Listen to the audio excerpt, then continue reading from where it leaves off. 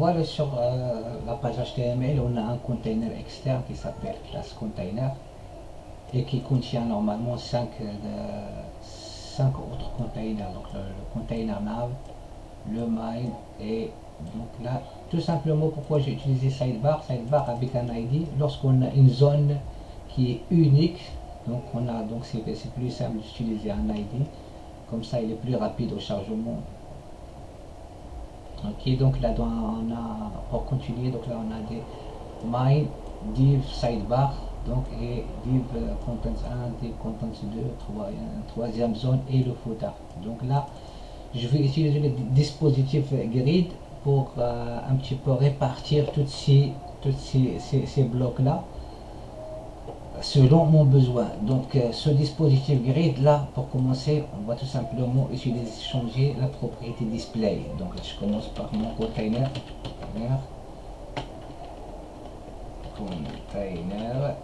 voilà, display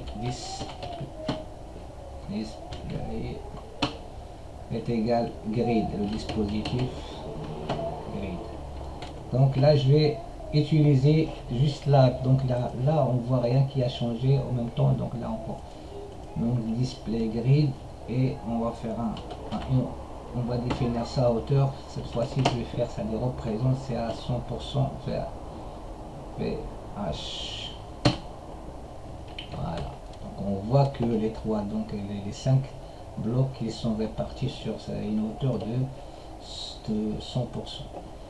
Tout simplement. Donc là ce que je vais faire pour distinguer un petit peu le code, je vais mettre affecter des couleurs sur chaque bloc, comme ça nous permet un petit peu de visualiser et de distinguer un petit peu la zone. C'est comme on fait des zones.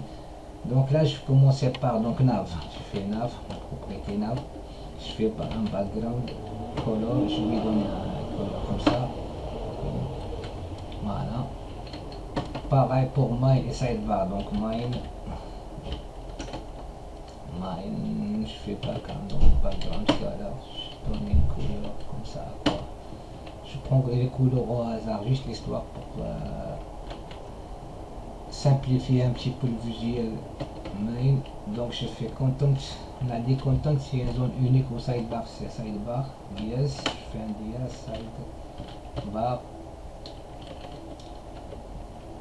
Là, et là je fais un background color, je fais dans le aqua, voilà, et chaque zone donc content un DS, donc là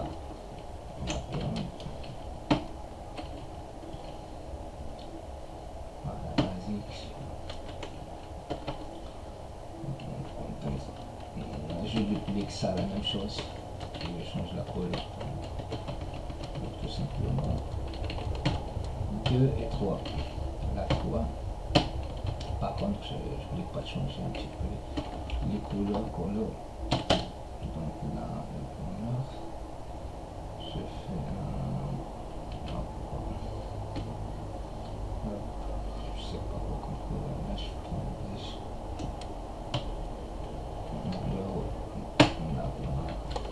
juste l'histoire, donc le footer, et j'oublie pas mon footer, je fais ma grande couleur, je fais un bleu, voilà, un petit peu, juste l'histoire de voir un petit peu les 5 blocs, donc avec le comme ça. Je change cette couleur bleue là parce que ça pète les yeux. Normalement c'est aqua, je fais aqua azur, c'est mieux que ça.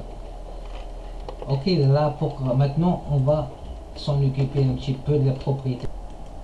Et là on va définir les propriétés grid template column, c'est-à-dire comment répartir mes colonnes. Là donc là je peux utiliser du pixel, mais par contre la meilleure c'est les fractions. On utilise une fraction. Là si je voudrais récupérer, utiliser un seul colonne, en 2 colonnes FR, voilà, FR fraction, Donc sur 3 fractions, là on voit les répartitions en même temps au nombre. Là je vais mettre 4 colonnes. La deuxième propriété, on voit que l'affichage, donc chaque bloc il est réparti sur une fraction. Voilà. Donc là, la deuxième propriété qui sont très importantes, c'est les répartitions des lignes. C'est grid, template, rows. Donc, et là, donc pareil, je peux définir donc soit l'unité de fraction normale ou soit par exemple 0.2 fr. La première fraction, la deuxième, si je fais 1,25, 1.5 fraction, et là je fais 1.2 fr, et là donc c'est à votre guise 0,8 fr. Voilà, on voit que nos répartitions, donc là juste pour mieux comprendre un petit peu les deux propriétés, cette propriété grid colonne, donc ça permet de répartir toutes les lignes sur 4 colonnes. La template grid, donc il va donner une hauteur à chaque colonne. Donc le premier, on voit qu'au 0,2 fraction, je peux de même. La troisième, comment dire, pour compléter ces deux propriétés colonnes, pourquoi? Parce qu'il n'y a pas tout le temps, on n'a pas donc les blocs sont uniformes de la même manière.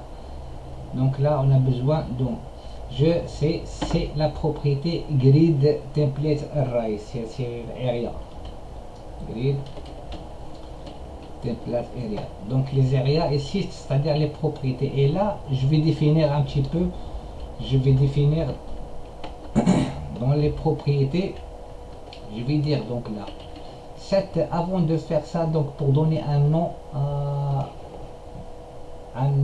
c'est-à-dire pour chaque bloc là, je peux lui donner un nom, c'est avec la propriété grid area, grid underscore area. Ça je vais l'appeler avec le même nom, donc mon nom c'est nav, je vais lui donner nav. Là par le même je rajoute grid area et je fais donc le nom c'est mine, comme ça je peux l'appeler dans ma partie container de simple. Donc là content, je fais pareil grid, toujours dans le même nom, grid area content 1, content 1. Ici grid area pareil, la même chose, c'est content 2. Et là grid area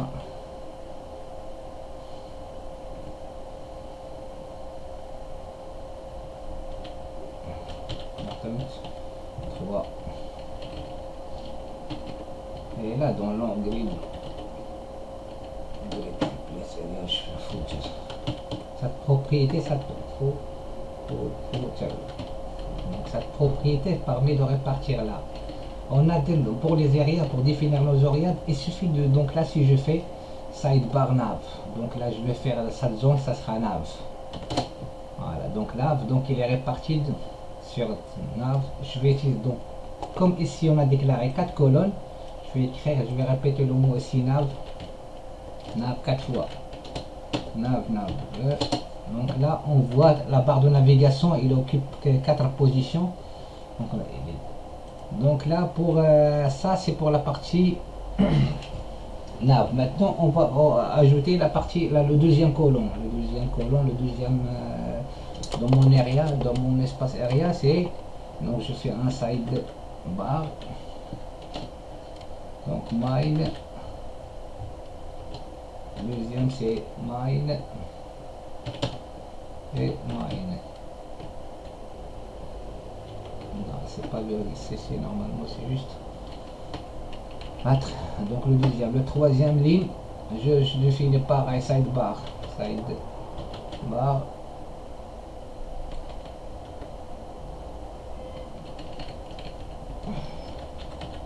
c'est à peu près la même chose, mine et mine.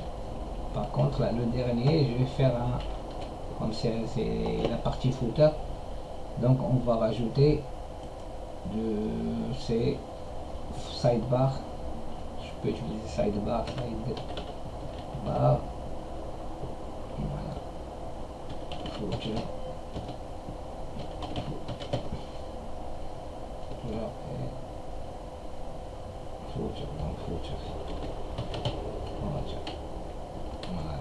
Donc là on voit donc qu'est-ce qu'on a fait ici. On a défini 4 colonnes. Donc la première colonne là, donc nav, je retire ça. Donc sidebar, donc on a la barre sidebar, mine, il y a pas mine, sidebar. Si je voudrais ici, je peux utiliser le footer carrément, footer. Voilà. Comme ça, je vois tout mon footer, donc la partie mine et la partie sidebar. La partie sidebar. Donc là, donc pour faire apparaître un petit peu content 1, content 2, comme on a fait là. Donc là, j'aimerais ces trois là, je les affiche en bas, ici de mine, tout simplement. Donc je fais quoi? Juste je change ça, sidebar. Là je fais content 1, content 2 et content 3.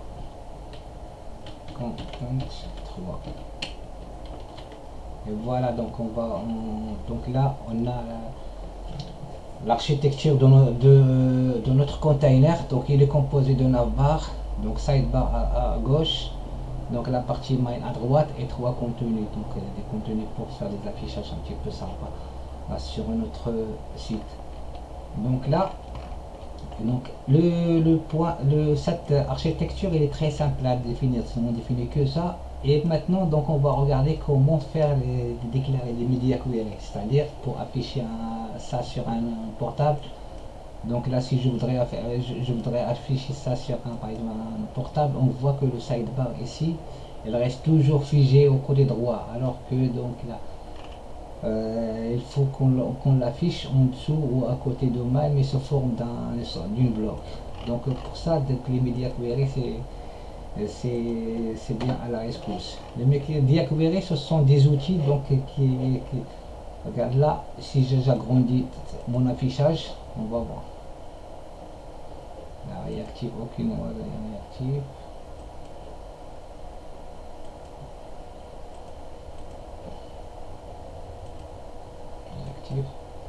Donc là si je voudrais agrandir, toujours ça reste figé, donc l'architecture. Donc ça c'est ce qui est sympa avec ce système de grille.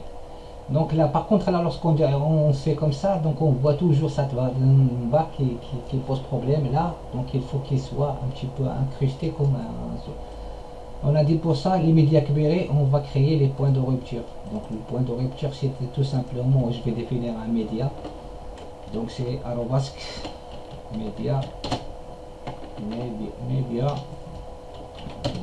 et je spécifier exactement pour only screen, pour les écrans screen. Et je vais rajouter une autre condition, c'est que pour la largeur, donc là c'est max wide th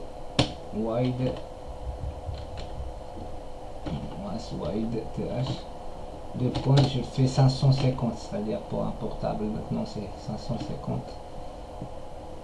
pixels. Voilà, je fais l'ouverture de mon média tout simplement. Lorsqu'on a donc là ça c'est média, c'est fait pour les portables, donc pour afficher je fais quoi? Donc je redéfinis mon container, je prends le même container, je vais redéfinir cette fois-ci mon container et je vais lui dire là, si je fais un copier-coller simple, et là là je vais lui dire voilà, affiche-moi tout simplement ici une seule fraction.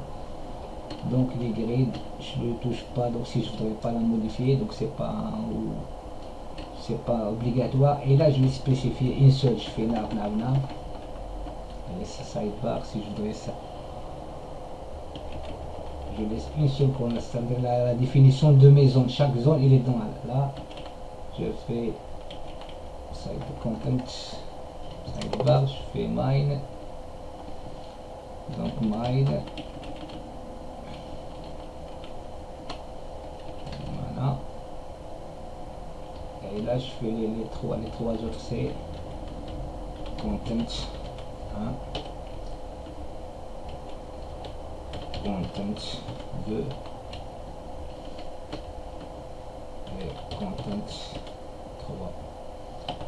3, donc je n'oublie pas les codes, et là à la fin je fais un sous-footer, voilà, comme ça.